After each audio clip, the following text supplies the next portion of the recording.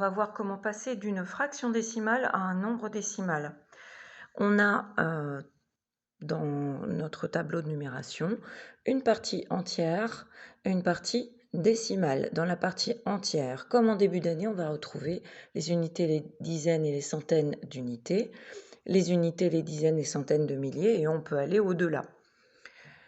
Dans notre partie décimale, qui sera séparée de la partie entière par une virgule, on va trouver des dixièmes, des centièmes et des millièmes. On fait très attention parce qu'une erreur que vous faites assez souvent, c'est de mélanger les dizaines et les dixièmes ou parfois les centaines et les centièmes. Ça arrive un peu moins souvent qu'avec les dizaines et les dixièmes, mais quand même. Donc on fait très attention. Unité, dizaine, centaine, on est du côté de la partie entière. Dixième, centième, millième, on est du côté de la partie décimale. Tout est toujours positionné de la même façon, puisque c'est de la numération, on est dans du positionnement, donc on fait très attention à la position des chiffres. Alors, le premier exemple que je prends, c'est 49 dixièmes. Je vais donc le décomposer comme on l'a fait en classe. 40 dixièmes plus 9 dixièmes. Je simplifie pour trouver ma partie entière. 4 plus 9 dixièmes. J'ai 4 unités. J'ai donc mon 4 dans la colonne des unités. J'ai 9 dixièmes. 9 sera dans la colonne des dixièmes. Je n'oublie pas de positionner ma virgule entre les deux. C'est donc égal à 4,9. Ensuite, je vais prendre le second exemple. 5671 centièmes. Je le décompose 5000 centièmes plus 600 centièmes plus 70 centièmes plus 1 centième. Je vais donc simplifier tout ce que je peux pour retrouver ma partie entière. 2 zéros en bas, 2 zéros en haut. 2 zéros en bas, 2 zéros en haut. 1 zéro en bas, 1 zéro en haut. Je regarde ce qu'il me reste. Là, il me reste 50. Il faut être très attentif pour ne pas oublier un zéro ici ou là. Ici, il me reste 6. 7 dixièmes. Là, il faut être très attentif parce que parfois, vous oubliez de noter les dixièmes.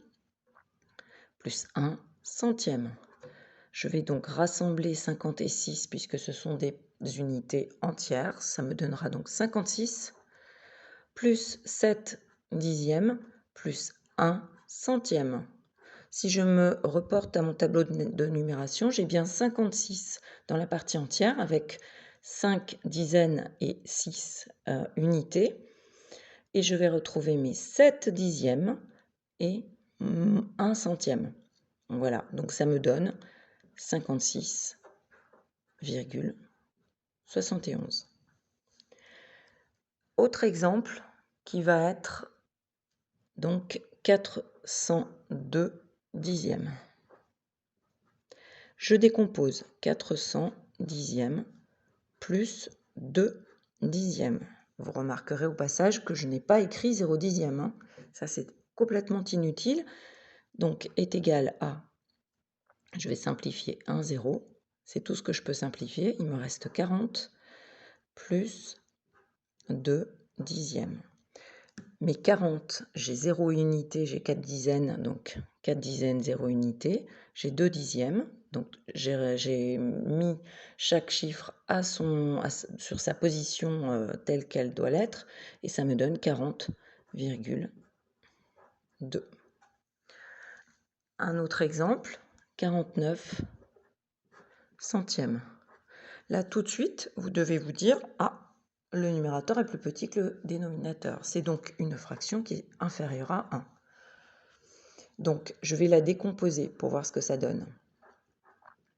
C'est égal à 40 centièmes plus 9 centièmes. Je peux décomposer, mais j'ai encore des dixièmes ici. Donc, je n'aurai pas de partie entière supérieure à 0. Donc, il me reste 4 dixièmes plus 9 centièmes. Quand je me reporte à un tableau comme celui-ci, je vais avoir 4 dans la colonne des dixièmes, 9 dans la colonne des centièmes. Et donc, je n'ai pas de nombre entier, je n'ai pas d'unité entière, j'ai 0 unité entière, donc je vais le noter. 0,49. Je vais donner un dernier exemple. J'avance un tout petit peu pour montrer l'exemple. Si par exemple, j'ai 2009 centièmes, je vais décomposer. 2000 centièmes plus 9 centièmes.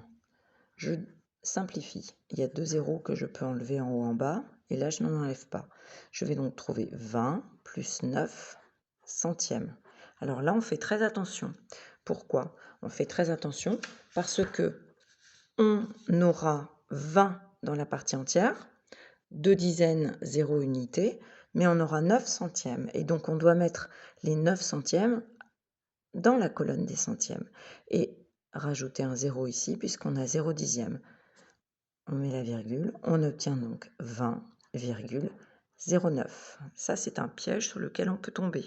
Oubliez de mettre le 0 dans la colonne des dixièmes et se retrouver à avoir 20,9, qui n'est pas du tout la même chose que 20,09.